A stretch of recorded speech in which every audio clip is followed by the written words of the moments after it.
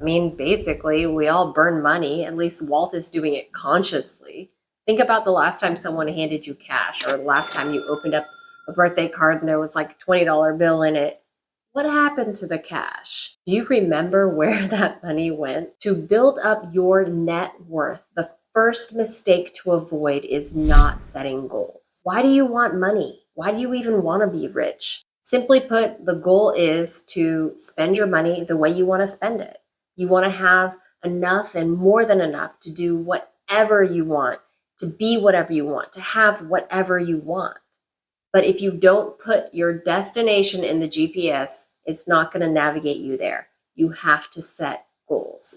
And if you're watching financial YouTube videos, you probably know psychologically the importance of setting goals. When you set a goal, you're more likely to achieve it. Your success increases if you write down a specific goal and you start with why and you visualize your success. Achieving any goal requires monitoring of your progress. Achieving any goal also requires honest and regular monitoring of your progress. Check your progress frequently. Feedback helps motivate us because we subconsciously tune into the discrepancy between where we are now and where we want to be. You know how much you're bringing in and how much it'll take to get to your goal. The second mistake to avoid when building up your net worth is failing to treat your personal financial life like a business. In a business, there's one rule of business: stay in business, right? And the way to do that is to make money and don't spend all of it. It's about what goes in and what comes out. And you know how much goes in. It's your salary or however much money you're making from your business or other income. So treating yourself like a business is making that income number go up. At the same time, I know too many paycheck to paycheck millionaires. That just means failing to track the expense side. What is the point of bringing in so much if you just spend everything on stuff you don't care about or stuff that doesn't bring you value? Don't be a statistic. Studies show that 7 out of 10 households making $250,000 a year are living paycheck to paycheck. One of my favorite quotes, if you ever hang out with me, you hear me say this repeatedly, is money only accentuates the cash flow pattern you have in your head. That's Robert Kiyosaki. It just accentuates that cash flow pattern. So what's the cash flow pattern that you have going on?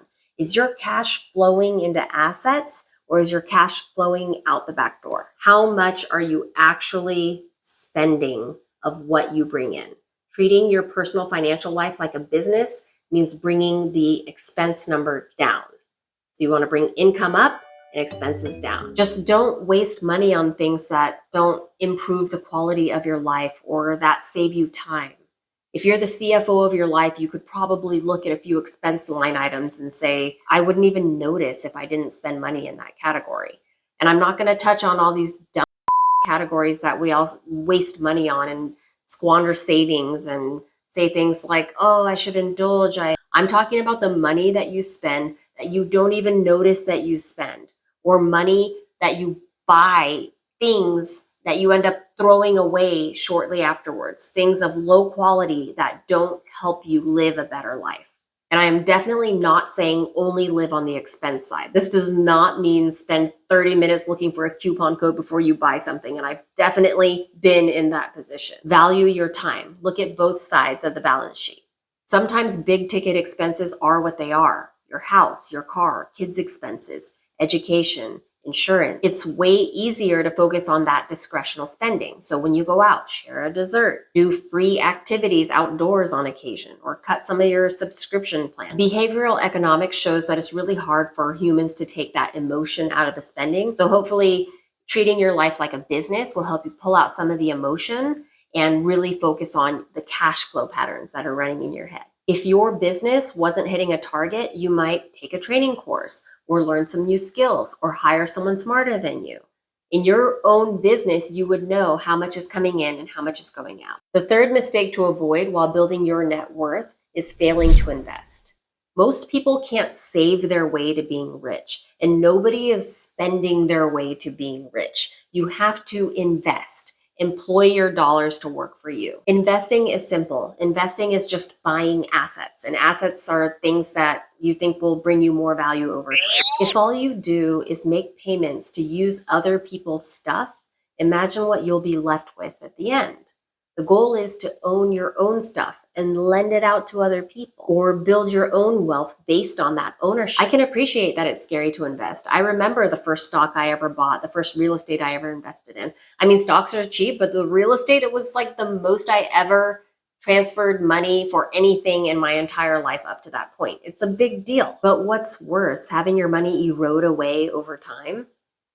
I'm talking about inflation. Back in 2019, you could probably have 4 lunches out for $100. Now you can go out to lunch twice on $100. So imagine how it's going to be 5 years from now. Now consider the uninvested money sitting in your piggy bank, or worse, in a checking account. This is why you must invest, or at least beat inflation.